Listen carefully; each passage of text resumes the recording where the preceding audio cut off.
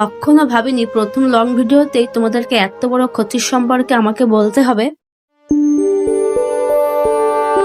তো নমস্কার বন্ধুরা, প্রথম লং ভিডিওতে সবাইকে স্বাগতম জানাই। আর দয়া করে কেউ স্কিপ করো না, কারণ আজকে খুবই বাজে ঘটনা ঘটেছে যা তোমরা জানতে পারবে খুব শীঘ্রই। একদম ভোরে মা ঘুম থেকে তুলে দিয়ে বলল আজকে নাকি সমস্ত ক্ষেতের ফুল আমাকে দাদাকে ঘোরাতে হবে, কারণ মা আর বাবা দুজনেই যেতে পারবে না। মা করবে অন্য কাজ আর বাবা অন্য একটি গুরুত্বপূর্ণ কাজ করবে। তো আমি একদম সকালে চলে এসেছি, দাদা এখনো ঘুমাচ্ছে, ওকে এত সহজে ঘুম থেকে তোলা যায় না। আমি এসে দেখি বাবা অলরেডি ঘোরাতে শুরু করে দিয়েছে। তো আমি তাকে জিজ্ঞাসা করলাম, বাবা বলল যে অন্তত পটলের ফুলগুলো ঘুরিয়ে দিচ্ছি, তারপরে তোরা কাঁকড়ের ফুলগুলো ঘোরাস। তো আমিও দেরি না করে বাবার সাথে কাজে লেগে গেলাম। মেন হচ্ছে আমাদের 5টা পটল আর কাঁকরোলের ক্ষেত রয়েছে টোটালে। তো 3টে পটল আর 2টো কাঁকরোল, তো এদেরকে প্রতিনিয়ত আমাদেরকে ফুল ছোঁয়াতে হয়। খুবই ঝামেলার ব্যাপার, কিন্তু কিছু করারও তো নেই, কৃষি কাজেই তো আমাদের সংসার বলতে গেলে। তো আমরা যখন পটলের ফুল ঘোরাচ্ছিলাম মাঝে মাঝে লতাগুলো বেরিয়ে আসে মাচা থেকে, তো এগুলোকে আবার ঠিক জায়গায় দিয়ে দিতে হয়, না হলে পরে এগুলো একসঙ্গে জয়েন্ট হয়ে না ওই জায়গাটা আটকে যায়, যাওয়া আসার জন্য প্রবলেম হয়ে যায়। তো দেখো বাবাও ওই জায়গায় একইভাবে মাচার উপরে তুলে দিচ্ছে। আর তোমরা কিন্তু কমেন্ট করে বলো আমার প্রথম ভিডিও তোমাদের কাছে কেমন লেগেছে। বাবা মিলে এখন এই ক্ষেত ঘোরাবো। বেশি কথা বলতে পারছি না, কারণ পাশে মেঘ আছে খুব।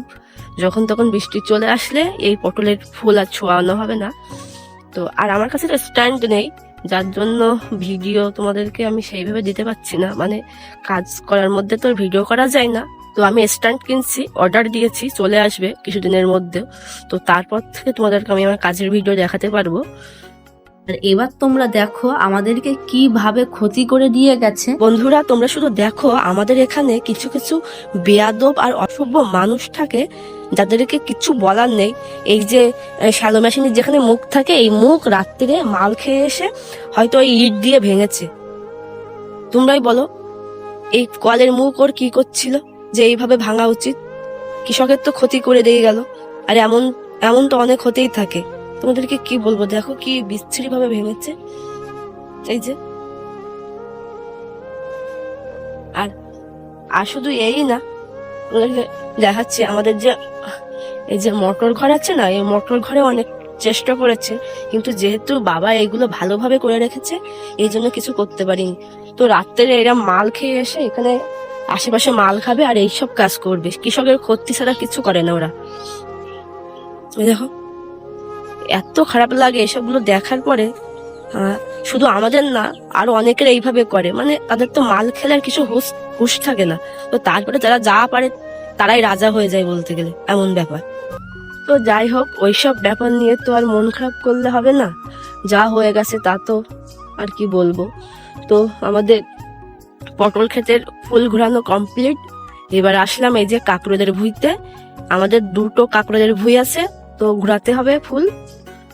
দাদার আসার কথা ছিল, ও এখন হয়তো ঘুমাচ্ছে। ওর ভীষণ ঘুম, মানে ওর সকালে তোলা যায় না, এমন ব্যাপার। তো আসবে, ঘুম থেকে উঠলে চলে আসবে। কিন্তু বাবা এখন আমি একাই ঘোরাবো, বাবা ঘোরাবে না। কারণ বাবা এবার যাবে হচ্ছে তোমার পাট ভুঁইতে।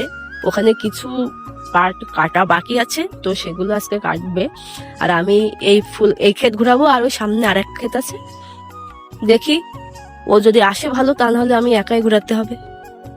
আর এর মাঝেই দেখে নাও এই একটা জমি যেখানে লাউ লাগানো হয়েছিল, কিন্তু বলেছিলাম না যে লাউগুলো সব নষ্ট হয়ে গেছে।